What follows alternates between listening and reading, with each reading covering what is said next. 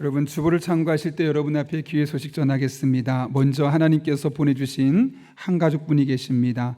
주은혜 성도님, 또 남편분은 김철수 성도님, 또 자녀 두 분이 있는데 김선, 김수건.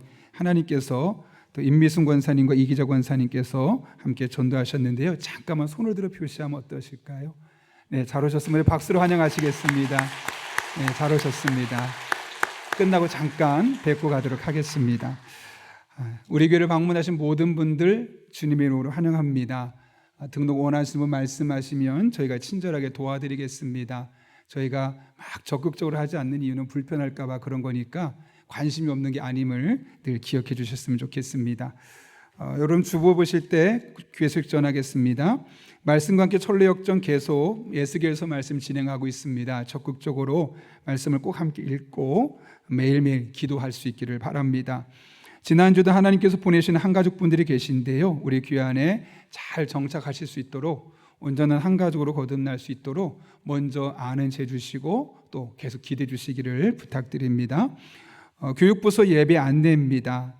우리 주보 아래 보면 교회학교 예배 시간과 장소가 기록되어 있는데요, 코로나 이후에 아이들이 아직 못 나오는 경우가 참 많습니다. 그런데 정말 조심스러운 게 뭐냐면 아이들이 교회 안 나오는 게 익숙해져 버리면 안 됩니다. 그럼 교회가 가기 싫은 곳이 되어집니다. 그래서 어찌되었든 우리가 어린 시절에 교회를 계속 함께 나오는 과정을 통해서 하나님 앞에 나가는 것이 불편한 것이 아니라 자연스럽도록 우리 부모님들께서 그동안 못 나오셨다 할지라도 아이들이 최대한 교회 나올 수 있도록 그렇게 힘써 주시기를 바랍니다. 저희 교회에서는 우리 오는 아이들 열심으로 또 기도하며 잘 섬기도록 하겠습니다.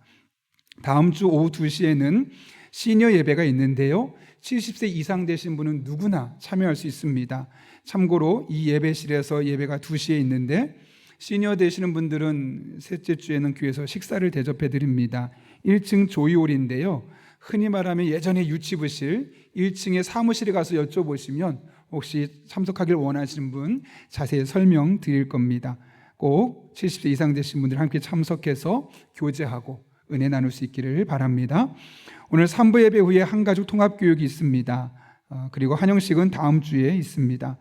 수요 전도대 태바 모임이 있습니다. 늘 교회에서 모였는데 한 달에 한 번씩은 우리가 태바에서 함께 모여서 기도하고 또 용인 시내 이단들이 활개를 치고 다니는데 우리가 그런 곳에서 정말 제대로 된 복음을 전해야 되지 않을까 해서 한 달에 한 번씩 모입니다. 함께 전도하기를 원하시는 분은 2시에 태바에 모시면 되겠습니다.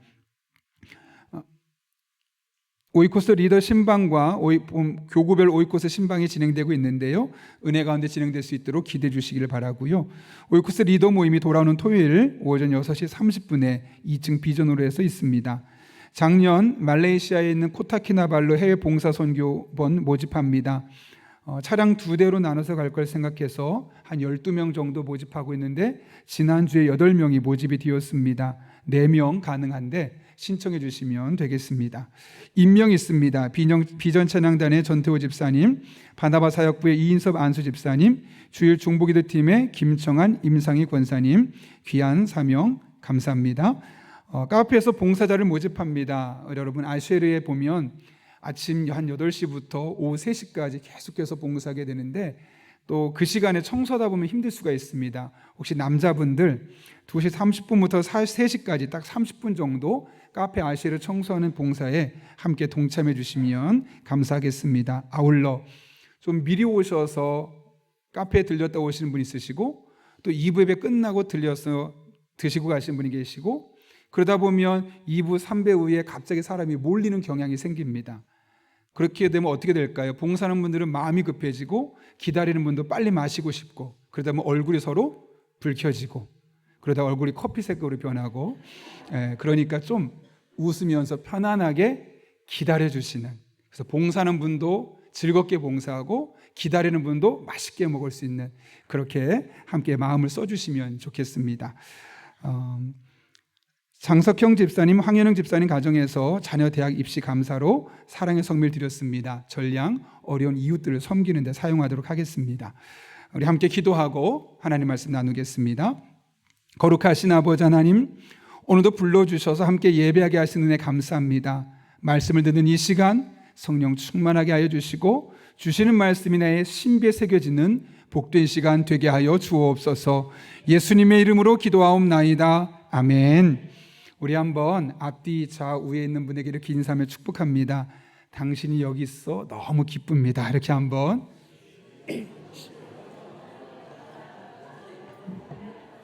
자, 표정이 제일 중요합니다. 눈빛과.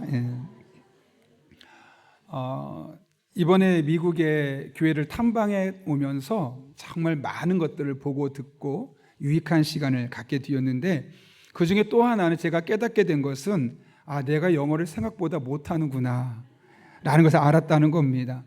사실 저는 지금까지 제가 영어를 못한다고 생각해 본 적이 한 번도 없습니다. 왜냐하면 중학교 때, 고등학교 때 모든 시험을 봐도 가장 점수 잘 나온 게 영어였거든요. 그래서 영어는 좀 그렇습니까? 네, 좀 자신이 있었고, 또 선교를 가서 동남아 지역에 가나 또 싱가포르에 갔을 때 알아듣는데 별로 어려움이 없고, 유창하진 않지만 저도 웬만큼 대화를 할 수 있었기 때문에 별로 그렇게 힘들게 생각하지 않았는데, 그래서 미국에 가서 이 사람들과 어떻게 대화할까 기대심을 갖고 갔는데, 입을 딱 듣는 순간, 공항에 내리는 순간 한 3분의 1밖에 못 알아듣겠더라고요. 말이 얼마나 빠른지 도무지 알아들 수 없었는데, 그러다가 한 번은 저한테 물어보는데 제가 저도 모르게 순간적으로 예 하고 땡큐 하더라고요. 그러니까 우리나라 말과 영어가 섞여서 할 수밖에 없는 그런 상황이 있었습니다. 처음에는 너무 자괴감이 들었습니다. 내가 이거밖에 안 됐나? 나름대로 난 영어 그래도 꽤 어느 정도 수준 이상 할 수 있다고 생각했는데 내가 이것밖에 안 됐었구나. 처음엔 너무너무 부끄럽기도 하고 자괴감도 들었는데, 한편으로는 내가 이만큼밖에 안 됐다면 조금 더 노력해야 되겠구나. 그래서 지금 다시 영어 공부를 시작했습니다. 그런데 문득 이런 생각이 들더라고요. 만약 내가 미국에 다녀오지 않았다면 과연 영어 공부를 계속 했을까? 아닐 것 같아요. 왜냐하면 제 안에 어떤 마음이 있었어요? 나 영어 좀 잘하는 편이야. 유창하진 않지만 아주 간단한 대화는 가능해. 나 그래도 영어 괜찮은 편이야 라는 마음이 있으니까 굳이 더 노력할 필요가 없었던 겁니다. 그런데 한편으로 또 이런 생각이 들더라고요. 그래, 나는 괜찮다고 잘한다고 생각했는데 실상은 그렇지 않았지. 그렇다면 나의 삶의 다른 부분은 어떨까? 나는 꽤 그래도 괜찮은 남편이라고 생각했는데 실제로는 아내가 볼 때는 좋은 남편이 아닐 수도 있었겠구나. 나는 정말 엄청난 효자는 아니지만 어머니 앞에 나쁜 아들은 아니라고 생각해 왔는데, 어머니가 보시기에는, 아버지가 보시기에는 부르자까지는 아니지만 그렇게 썩 좋은 아들은 아닐 수도 있었겠구나. 나름대로 좋은 목사가 되려고 몸부림치는 중에 있긴 하지만 성도님들이 보기에는, 또 하나님 보시기엔, 누군가 보기에는 수준 미달의 목사로 보일 수도 있었겠구나 라는 생각을 하게 되었습니다. 그러면서 내가 생각하는 것과 실제로는 얼마든지 다를 수 있겠네. 그러면서 저의 현실을 보게 되니까 내가 정말 이 정도 수준이라면 조금 변화를 일궈내야 되겠구나 라는 마음이 들더라고요. 근데 여러분, 사람은 원래 자신을 직면하는 것, 내가 어떤 사람이라는 걸 보는 것을 알길 원할까요? 알기 원하지 않을까요? 일반적으로는 원하지 않는다는 겁니다. 왜냐하면 나를 있는 그대로 보게 되면 무엇이 보일까요? 나의 잘하는 점, 장점이 보이기보다는 나의 부족한 점, 연약한 점, 흠집들이 보이기 때문에 우리가 나를 들여다보려 하기보다는 일부러 의도적으로 보지 않으려는 그런 모습을 갖게 되는 것이죠. 그러나 자신을 좀 더 객관적으로 보고 세심하게 살펴보게 되면 그런 과정을 통해 우리는 한 단계 더 성장하게 되고 이전에는 볼 수 없었던 모습들이 보이게 되는 것이죠. 이것은 영적인 면에 있어서도 동일하게 나타납니다. 오늘 본문을 통해서 이 같은 사실을 확인할 수 있는데요, 본문의 말씀은 북이스라엘 백성들을 향한 하나님의 탄원과 고발로 시작하고 있습니다.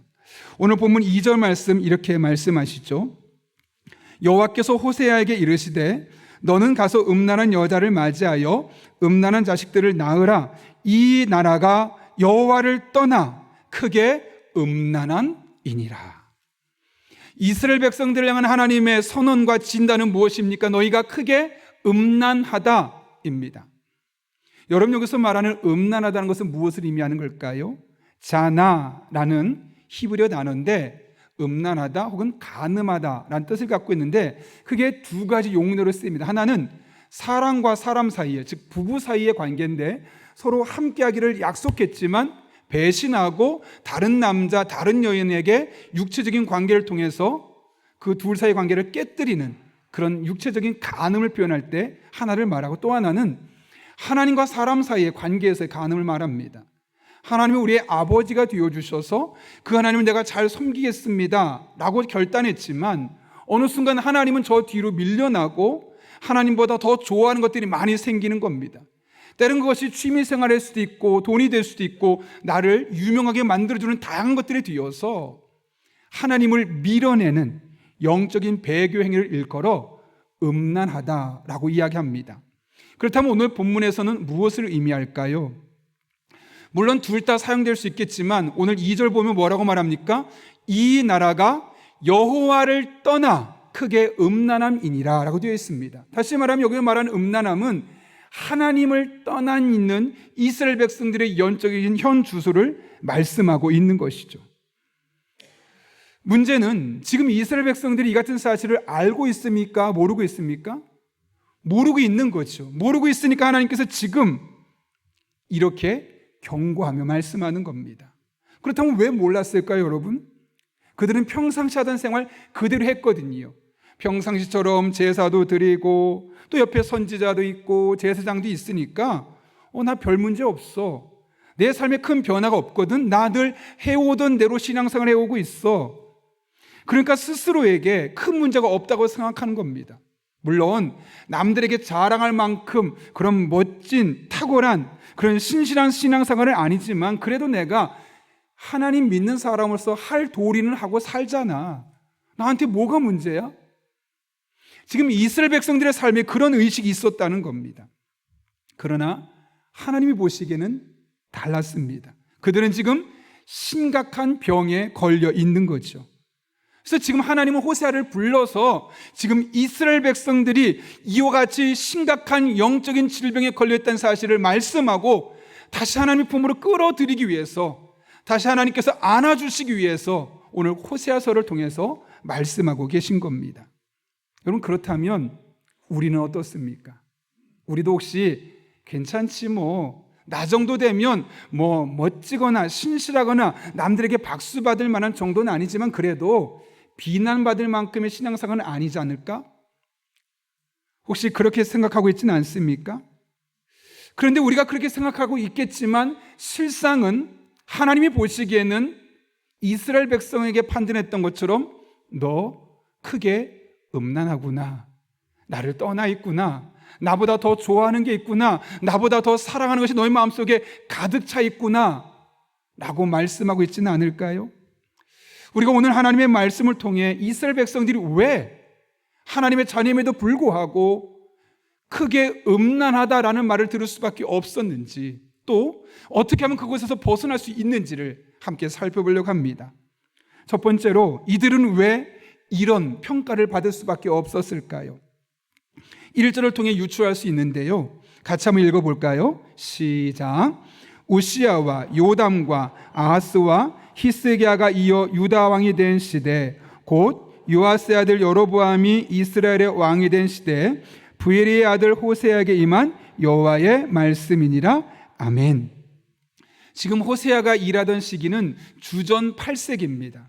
주전 8세기에는 아모스, 호세아, 이사야, 미가가 함께 활동했던 시기인데요, 특별히 이 당시에 이 나라의 형편이 어땠느냐, 여기 보게 되면 왕들의 이름이 나오죠.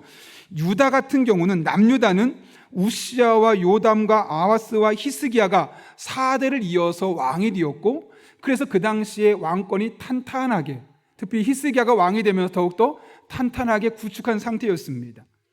특별히 오늘 우리가 살펴보는 히스기야는 남유다가 아니라 북이스라엘에서 활동했던 사람인데, 당시에 북이스라엘의 왕이 누구였습니까?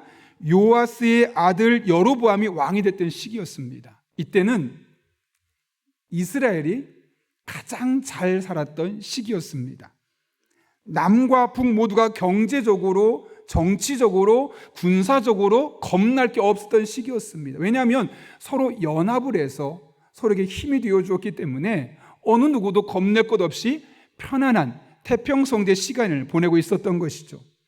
그래서 어떤 신학자는 일컬어서 다윗과 솔로몬이 이스라엘 땅을 통치하던 황금 시대와 견줄 만큼 번영과 평화를 누리고 있던 시대가 바로 호세아가 활동했던 시기였다고 말씀하고 있는 것이죠. 상업과 무역이 활발하게 움직입니다. 또 정치가들과 상인들은 그래서 그 나라의 국력을 한 단계 끌어올렸다고 평가받습니다. 문제는 이렇게 살만해지고 근심 걱정이 없어지면 어떤 일이 생깁니까? 꼭 영적인 부패와 타락이 있게 된다는 것이죠. 정치, 경제, 사회, 문화, 외교, 군사 이르기까지 별 문제 없습니다. 그러다 보니 어떤 일이 생기냐면 하나님으로부터 점점 멀어지는 겁니다. 하나님 없이도 먹고 살만해. 하나님 없이도 우리나라 군사력으로 살아갈 수 있어. 혹시나 문제가 생기면 남유다에서 도와줄 수 있잖아. 걱정거리가 없어지니 하나님을 의지하지 않는 것이죠. 그런 일들이 팽배해지면서 어떤 일이 생기냐면 부자가 가난한 사람을 핍박하고 그들을 이용해서 자신의 배를 불리고 그렇게 그 땅의 노동자와 농부들은 가난하게 고통을 받을 수밖에 없었습니다. 겉으로는 그럴듯했지만 속 깊은 곳에서부터 하나씩 썩어 들어가고 있었던 것이죠. 외적으로 보기에는 너무나 보기 좋습니다. 건물도 높은 빌딩들이 생기고 GDP도 올라가고 국방력도 높이 상승하고 누가 봐도 나 저 나라 살고 싶어. 그런 나라가 되었다는 것이죠. 그런데 영적으로 보면 가장 보잘것없는, 가장 잘 살지 못했던 시기로 그들의 상태가 돌아가 있는 겁니다. 왜 이런 일이 일어나게 되었다고 말씀합니까? 그 당시 영적인 현실에 대해서 호세아는 호세아 4장 7절에서 이렇게 말합니다. 그들이 번성할수록 내게 범죄하니. 가난할 때는, 힘들 때는 하나님 매달리고 신실하게 살려고 몸부림쳤는데 평안해지고 안락하고 근심 걱정 없어지니까 이런저런 죄들의 범죄함에 노출되고 있었다는 거죠. 한 걸음 더 나가서 호세아 13장 5절과 6절은 이렇게 말합니다. 여러분이 한번 읽어보겠습니다. 시작. 나는 저 광야에서 그 메마른 땅에서 너희를 먹이고 살렸다. 그들을 잘 먹였더니 먹는 대로 배가 불렀고 배가 부를수록 마음이 교만해지더니 마침내 나를 잊었다. 아멘. 하나님이 잘 되게 해주셨으면, 평안하게 해주셨으면, 국력을 높여주셨으면 아멘하고 하나님 더 붙들어야 되는데 점점 배가 부르고 교만해졌다는 거예요. 우리가 이 나라를 이만큼 해냈다고. 그러면서 하나님은 점점 그들의 기억 속에 사라지는 겁니다. 내가 한 것이고 우리가 한 것이고 하나님은 흔적도 없어지게 되었던 것이죠.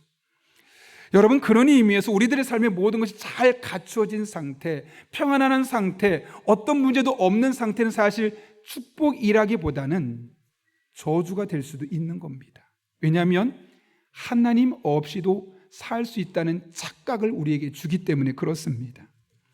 그런 의미에서 우리의 주요한 관심사는 부나 명예가 아닙니다. 바로 하나님입니다. 어떻게 하든 하나님을 더 많이 알아가고 더 깊이 경험하고 그분으로 인해 만족할 수 있는 삶. 그런 의미에서 아굴의 기도는 들을 때마다, 읽을 때마다 우리에게 영적인 도전을 줍니다. 잠언 30장 7절과 8절 말씀인데 한번 읽어보겠습니다. 시작. 내가 두 가지를 주께 구하였사오니 내가 죽기 전에 내게 거절하지 마시옵소서.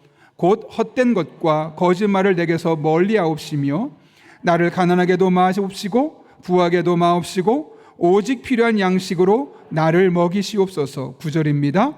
혹 내가 배불러서 하나님을 모른다 여호와가 누구냐 할까 하오며 혹 내가 가난하여 도둑질하고 하나님의 이름을 욕되게 할까 두려워함이니이다. 아멘. 아굴은 너무나 인간의 본성을 잘 알고 있었던 겁니다. 혹시 내가 너무나 가난해지면 더 갖고 싶어하는 이 소유욕 때문에 손을 대지 말아야 할 불법과 편법에 손을 댈 것을 알았던 겁니다. 그래서 하나님, 제가 너무 가난해지고 너무 힘들고 너무 아프지 않게 해주세요. 그래서 제가 하나님으로부터 멀어지지 않게 해주세요. 인간의 본성은 더 가지고 싶어 했기 때문에요. 또 반대로 어떻게 기도했습니까? 점점 더 많아지고 점점 더 높아지고 점점 더 만족감이 높아지면 하나님을 찾는 것이 아니라 오히려 하나님을 떠날 수 있다는 사실을 너무나 잘 알았습니다. 그래서 또 기도하자. 하나님, 저에게 넉넉할 정도, 살 수 있을 만큼, 하나님을 거역하지 않을 만큼만 주세요. 혹시 너무 많은데 내가 그것을 다스릴 수 없다면 차라리 저에게 주지 마세요. 무조건 더 달라고, 무조건 더 높은 자리에 올라갈 수 있게 달라고 하는 것이 아니라 내가 감당할 수 있을 만큼. 그런데 그 감당할 수 있을 만큼의 기준이 무엇입니까? 하나님이 내 안에 가장 중요한 분으로 자리 잡는 것. 그것이 오늘 아굴의 기도의 핵심이었던 겁니다. 아굴의 초점은 너무나 분명합니다. 하나님이 가장 중요한 겁니다. 그래서 하나님으로부터 나를 멀어지게 만드는 것이라면, 그것이 돈이라면 과감하게 포기하고 명예라 할지라도 포기할 수 있었음을 오늘 고백하고 있는 것이죠. 이것을 조금 더 확장해서 살펴보면 이런 거 아닐까요? 하나님, 정말 저에게 돈이 필요합니다. 그런데 그 돈이 만약 하나님부터 저를 멀어지게 만드는 것이라면 그깟 돈 제가 포기하겠습니다. 하나님, 저도 높은 곳에 올라가고 싶고 사람들의 박수도 받아보고 싶습니다. 그런데 만약 그것이 나로 하여금 하나님부터 조금씩 멀어지게 만드는 도구가 된다면 제가 그깟 명예 던져버리겠습니다. 하나님, 저도 건강한 몸으로 죽을 때까지 잘 편안하게 살고 싶습니다. 그런데 내 몸이 너무 건강한 나머지 하나님부터 멀어지는 일들이 내 몸을 사용하기 시작한다면 차라리 아파도 상관없습니다. 이런 고백이 아니었을까요? 물론 더 많이 갖고 더 많이 누리고 너무 어렵지 않았으면 좋겠어요. 그런데 그런 것들이 하나님으로부터 나를 멀어지게 만든다면 나는 그거 갖고 싶지 않습니다. 없어도 됩니다. 라고 고백하고 있는 것이죠. 저는 이 말씀을 볼 때면 늘 하는 말이지만 아굴이야말로 정말 지혜로운 사람이고 잠언에 기록될 만한 사람이라는 생각하게 됩니다. 제가 곰곰이 생각해 봤더니 아마 아굴은 우리가 생각하는 것처럼 떵떵거리는 부를 소유하지는 못했을 것 같습니다. 그렇다고 그의 노후를 완벽하게 준비되어서 편안한 삶도 살지는 못했을 것 같습니다. 어쩌면 바울처럼 평생 병 하나 짊어지고 지병을 가지고 살았을지도 모르겠습니다. 그럼에도 불구하고 그는 아마 행복했을 겁니다. 그럼에도 불구하고 그는 아마 늘 하나님 앞에 감사하며 살았을 겁니다. 왜요? 비록 그런 것 없어도 가장 중요하게 생각하는 하나님과 소통할 수 있으니까요. 하나님이 나의 삶에 가장 중요한 분으로 자리 잡고 그 어떤 것도 하나님을 대신할 수 없는 상황 가운데 있으니까요. 제가 목회자가 되기로 결단하고 나서 딱 한 번 목회를 그만둘까 하는 생각을 했던 적이 있습니다. 20대였었는데요. 제 친구가 마침 결혼을 하게 됐거든요. 근데 아무래도 사회자가 필요한데 전도사면 좀 앞에 많이 서봤을 테니까 잘하겠지라는 마음에 저한테 부탁을 하는 겁니다. 저도 뭐 한 번쯤 경험해보면 좋겠다는 생각에 제가 사회를 봤는데 꽤 잘 본 것 같습니다. 근데 끝나고 나서 그 친구들과 함께 밥도 먹고 대화를 나누다가 문득 그 친구가 월급을 얼마 받는지 이야기하더라고요. 저랑 똑같은 대학을 나왔고 똑같은 전공을 공부했는데 저는 그 당시에 대학원까지 나와서 100만 원을 받고 있고 그 친구는 뭐 200만 원 훨씬 넘게 받고 있고 그러면서 요즘 이런 거 하고 있고 앞으로 이거 하고 싶고 막 이야기하는데 순간적으로 속상하고 억울하더라고요. 아니, 나랑 똑같은 대학을 나왔고 똑같은 전공을 공부했고 아니 심지어 나는 대학원까지 나왔는데 저 친구는 자기들이 하고 싶은 거 마음대로 하고 살아가는데 나는 이렇게까지 살아야 되나? 그냥 어차피 신학 시작한 지 얼마 안 됐으니까 지금 그만두면 괜찮지 않을까? 이 속상함과 억울한 마음에 순간적으로 그런 마음이 들더라고요. 한편으로는 야, 더 가나? 어떤 일이 더 가치 있다고 생각하니? 네가 볼 때는 어떤 길이 더 복되다고 생각하니? 물론 평신도로서 돈을 벌어서 잘 쓰며 사는 것도 저는 복된 일이고 가치 있는 일입니다. 적어도 그 순간만큼 저에게 하나님 물으시더라고요. 너 그만큼 못 받아도, 그 사람만큼 못 누려도 네가 하는 일이 얼마나 귀중한지 알고 있잖아. 네가 만난 하나님, 네가 경험한 예수님을, 그걸 모르는 사람에게 전할 수 있는 이 일을 네가 할 수 있다면, 그래서 너가 하나님과 더욱더 가까워질 수 있다면 그것만으로 충분하지 않니? 그런 마음을 주셔서 그날 이후로 모든 생각을 정리하고, 그 이후로는 아이를 셋까지 낳으면서 더 어려웠던 상황도 많이 있었지만 경제적인 문제 때문에 한 번도 내가 신학을 그만둬야겠다라고 생각해 본 적이 한 번도 없습니다. 왜냐하면 더 중요한 것을 경험했기 때문이에요. 무엇이 가장 가치 있는 분인지를, 어떤 분과 함께하는 삶이 가장 좋은 것인지를 이미 경험해 봤기 때문이에요. 그럼 여러분에게 묻겠습니다. 여러분의 삶에 가장 가치 있는 일이 무엇입니까? 여러분에게 가장 소중한 분은 누구이십니까? 하나님은 여러분의 인생에서 1순위이십니까? 0순위? 과연 몇 순위에 두고 그분과 소통하며 그분과 교제하며 살고 계십니까? 하나님과 함께하는 삶이 가장 복된 삶이고, 하나님과 영적으로 소통하며 살아가는 삶이 가장 은혜로운 삶임을 잊지 마시길 바랍니다. 그리고 남은 한 평생 살아가며 혹시라도 내게 주어진 상황이 나로 하여금 하나님부터 멀어지게 만드는 것이라면 과감하게 내려놓으십시오. 포기하십시오. 그럼 하나님께서 더 좋은 것, 여러분 한 분 한 분에게 허락해 주실 것입니다. 하나님이 여러분의 인생의 영순위가 될 수 있기를 예수님의 이름으로 축원합니다. 이스라엘 백성들은 영적인 음란함에서 벗어나야만 했습니다. 왜냐하면 그것이 그들에게 유일한 살 길이었기 때문에 그렇죠.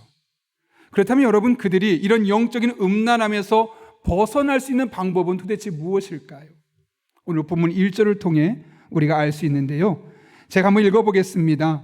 우시아와 요담과 아하스와 히스기야가 이어 유다 왕이 된 시대, 곧 요아스의 아들 여로보암이 이스라엘 왕이 된 시대에 부엘의 아들 호세에게 임한 여호와의 말씀이라.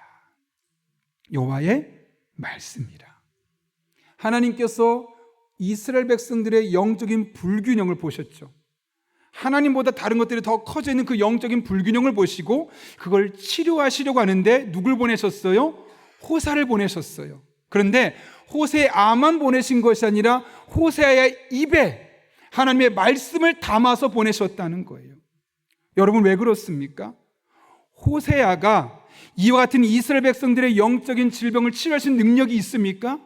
없죠. 하나님의 말씀이 선포될 때, 그 말씀을 붙들 때, 그 말씀을 살려고 몸부림칠 때 그 말씀의 능력이 살리는 것이지 호세아가 살릴 수 없거든요. 사실 호세아는 그렇게 중요한 인물이 아닙니다. 호세아의 입술을 통해 선포된 하나님의 말씀이 중요한 것이고, 그 말씀을 붙들 때 그 말씀의 능력이 영적인 음란함을 치료하고 하나님께로 눈을 향하게 하고 그들의 왜곡됐던 신앙을 바로 세워주는 것이죠. 그래서 사도 바울은 이 말씀의 능력에 대해서 사도행전 20장 32절에서 이렇게 말합니다. 같이 한번 읽겠습니다. 나는 이제 하나님과 그의 은혜로운 말씀에 여러분을 맡깁니다. 하나님의 말씀은 여러분을 튼튼히 세울 수 있고 거룩하게 된 모든 사람들 가운데서 여러분으로 하여금 유업을 차지하게 할 수 있습니다. 아멘. 언제 이 말을 했냐면 사도 바울이 에베소라는 지역에서 3년 동안 목회를 했거든요. 그 목회를 하고 나서 이제 목회를 조기 은퇴하고 다른 곳으로 떠나가는 겁니다. 여러분, 한 사람의 담임 목사가 3년 동안 열심히 목회하고 떠나갈 때 장로님들을 다 불러 모아놓고 장로님들께 해야 될 말이 있다면 얼마나 많은 말이 하고 싶었을까요? 장로님들, 교회 잘 세우셔야 됩니다. 일꾼들 잘 세우셔야 되고, 장로님들 더 헌신하셔야 되고, 얼마나 말을 하고 싶었을까요? 근데 아무 말도 안 하고 딱 한마디 합니다. 뭐라고 말합니까?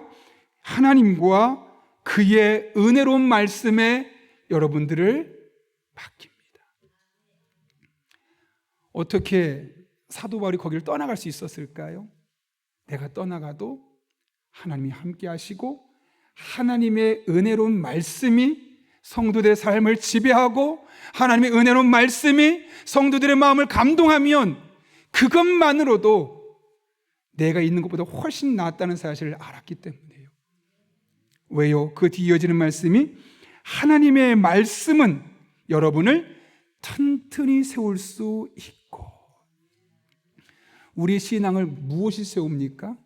하나님의 말씀이 튼튼하게 세워주니까 그 말씀에 맡기고 떠나갈 수 있었던 겁니다.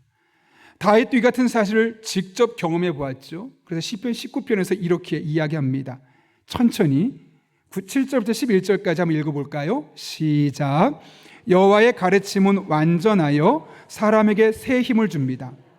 여호와의 법은 믿을만하여 어리석은 사람을 지혜롭게 합니다. 여호와의 율법은 올바르며 사람들의 마음에 기쁨을 줍니다.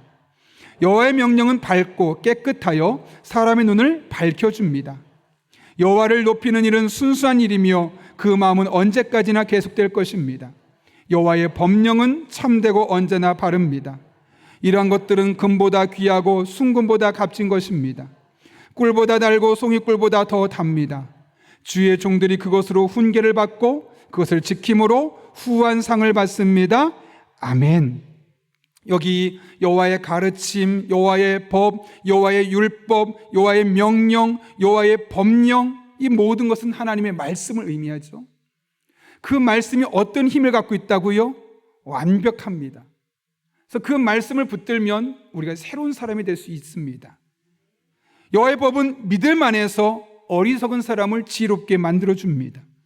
여호와의 법은 올바라서 사람들의 마음속에 상황에 매이지 않는 기쁨을 허락해 줍니다. 여호와의 말씀은 너무나 맑고 깨끗해서 내가 불의를 선택할지 옳은 것을 선택할지 그 분별력을 주셔서 편법을 사용하거나 불법에 손을 대지 않도록 만들어 주십니다. 그래서 그 말씀으로 훈계를 받고 그 말씀을 지키는 자는 하나님이 약속하신 후한 상을 받게 될 것임을 말씀하고 있는 겁니다. 여러분, 다윗이 어떻게 그렇게 확신 있게 이야기할 수 있었을까요? 경험해 본 거죠. 하나님의 말씀을 붙들고 살아가니 이 말씀이 내게 이런 은혜를 주는구나, 이런 능력을 주는구나 직접 경험해 봤기 때문에 자신감 있게 이렇게 말씀할 수 있는 것 아니겠습니까? 제가 이번에 미국에 탐방 가면서 인앤아웃이라는 버거집을 갔었는데요, 여러 번 갔었습니다. 인앤아웃은 독실한 크리스천 이 가족 기업입니다. 말 그대로 들어오고 나가는 것이죠. 신명기 28장 6절에 뭐라고 되어 있죠? 너희가 들어와도 복을 받고 나가도 복을 받고. 그 말씀을 중심으로 이곳에 오는 사람들은 햄버거를 먹지만 들어와도 복을 받고 나가도 복을 받게 해주십시오. 그런 믿음의 고백으로 만든 곳이 바로 인앤아웃 버거입니다. 제가 이제 탐방하던 중에 이제 목사님께서 인앤아웃 버거를 얘기하면서, 인앤아웃 버거는 그 넓은 미국 중에 캘리포니아 주 서부 쪽만 있다, 근처만. 그러면서 여기는 철저히 가족들만 경영하고 있다라고 말하는 겁니다. 그게 딱 듣는 순간 마음이 불편하더라고요. 아니, 미국의 3대 버거면 엄청나게 유명하고 돈을 많이 벌었다는 건데 왜 자기 가족들만 가지고 돈을 벌려는 거야? 순간적으로 그런 마음이 들더라고요. 근데 목사님 계속 말하기를 그렇게 하는 이유가 있다는 거예요. 뭐냐면 이곳에 사람들이 올 때 가장 맛있고 가장 신선하고 좋은 버거를 먹고 즐거운 마음으로 가게 해야 되는데, 만약 그런 기업의 이념을 같이 공유하지 않는 누군가가 체인점을 차리게 되었을 때 혹시나 이 물건의 품질이 떨어지게 되면 인앤아웃 버거, 들어와도 복을 받고 나가도 복을 받게 하는 우리의 취지가 무색해지는 것 아니냐. 그러니 우리 가족들이, 고기는 한 사람이, 빵 패티는 누가 한 사람이, 감자는 누가 생산해 오고, 이런 모든 것들이 다 가족 기업으로 만들게 되었다는 것이죠. 근데 이 인앤아웃 버거의 특징 중에 하나가 뭐냐면 포장지마다 성경 구절이 하나씩 기록되어 있는 겁니다. 저 버거 제가 먹은 건데요, 더블 버거를 해서 이 패티가 2장이 있는 겁니다. 뒤집어 보면, 뒤쪽에 보면 뭐가 써 있냐면 나훔 1장 7절에 써 있는 겁니다. 여호와는 선하시며 환난 날에 산성이시라. 그는 자기에게 피하는 자들을 아시느니라. 여러분, 버거 먹으러 올 때 인앤아웃 버거는요, 상류층들이 먹거나 돈 많은 사람이 먹는 버거가 아니라 그냥 평범한 사람 누구나 먹는 저렴한 버거예요. 그렇다면 여러분이 인생이 곤고할까요? 늘 기쁘고 좋은 일들만 많을까요? 미국 생활에 지친 사람들이 그냥 밥 한 끼 먹으러 오는 곳이 인앤아웃 버거거든요. 낙심한 사람이 있겠죠. 절망한 사람이 있겠죠. 오늘만 살고 내 인생 끝내고 싶어라고 생각하는 사람 분명히 있겠죠. 그런 사람이 와서 나음 1장 7절을 봤는데 저게 뭐지? 스마트폰으로 검색해 보겠죠. 혹은 성경적으로 찾아보겠죠. 찾아봤더니 여호와는 선하시며 환난 날에 산성이시라. 그는 자기에게 피하는 자들을 아시느니라. 얼마나 힘이 되겠어요? 낙심한 마음으로 들어왔지만 나갈 때는 복을 받고 나가는 건 아니겠습니까? 음료수에는 요한복음 3장 16절이 밑에 써 있어요.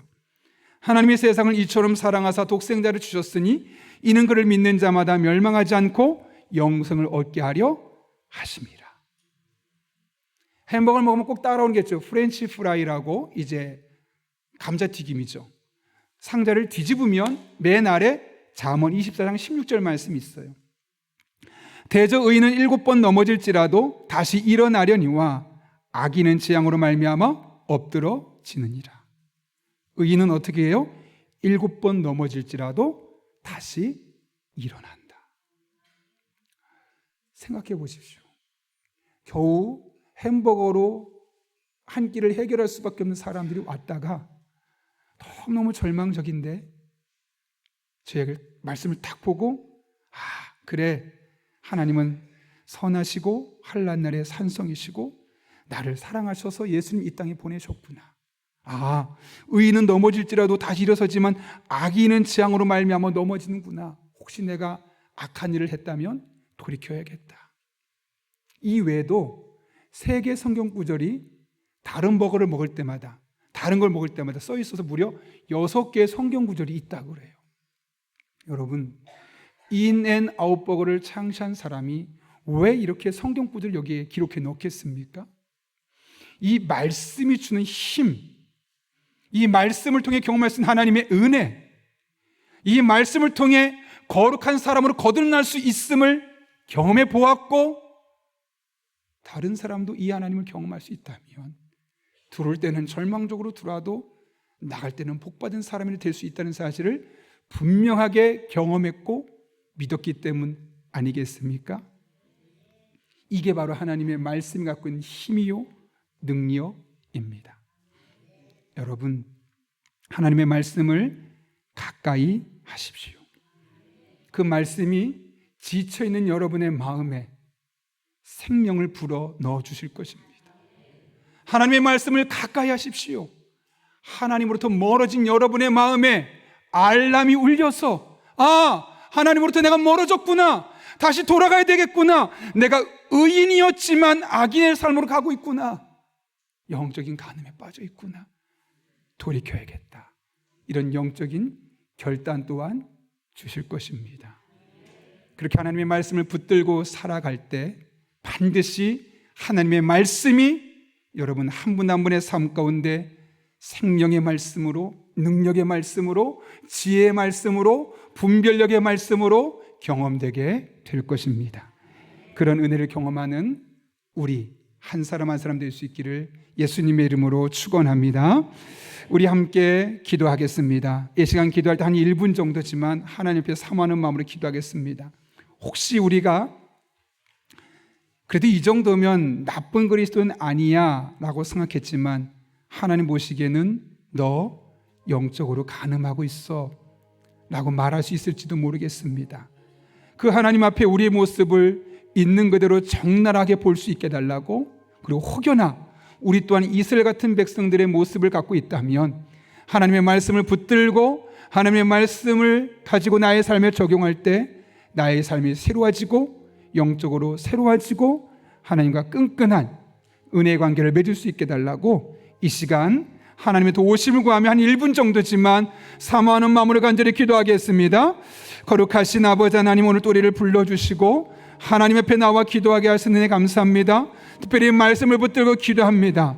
우리는 그래도 이 정도면 나쁜 그리스도는 아니야 라고 생각했지만 우리도 이스라엘 백성들처럼 혹시나 영적인 간음이라고 하나님이 말씀하실지 모르겠습니다. 하나님, 우리 성도들 하나님의 말씀 앞에 있는 그대로 자신을 바라볼 수 있는 사람들 되게 도와주시고, 특별히 하나님의 말씀을 나의 삶에 적용하며 그 말씀 붙들고 한 걸음 한 걸음 나아갈 때 그 말씀 우리를 새롭게 해주시고 그 말씀에 지혜롭게 해주시고 그 말씀으로 말미암아 영적인 분별력을 가지고 악한 일에서 손을 떼고 거룩한 일, 하나님의 마음을 시원케 하는 일에만 잡념할 수 있도록 우리 성도들에게 복의 복을 더하여 주옵소서. 그렇게 하나님과 함께 호흡하며 그렇게 우리의 영적인 간음에서 벗어나서 거룩한 성도, 하나님 박수 받을 만한 성도로서 우뚝 세워져 갈 수 있도록 주님 은혜 베풀어 주옵소서. 하나님의 은혜로 살아갑니다. 능력으로 살아갑니다. 하나님의 지혜만을 붙들고 나아갑니다. 우리 성도 한 분 한 분에게 이런 은혜가 날마다 경험되게 도와주셔서 하나님 때문에 행복하고 하나님의 말씀으로 말미암아 우리 삶이 날마다 새로워질 수 있도록 은혜 위에 은혜를 더하여 주옵소서. 거룩하신 아버지 하나님, 우리 성도님들과 저의 모습을 돌아보며 이 시간 하나님 앞에 기도합니다.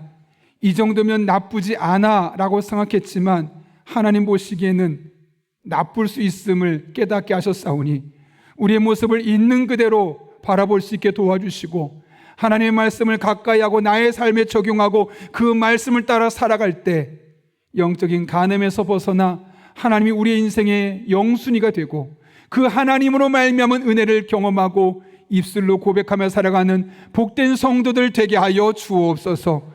이 한 주간, 올 한 해를 우리 성도들의 삶 가운데 섬세하게 간섭해 주셔서 늘 하나님의 날개 그늘 안에 참 행복을 고백하며 살게 하여 주옵소서. 예수님의 이름으로 기도하옵나이다. 아멘.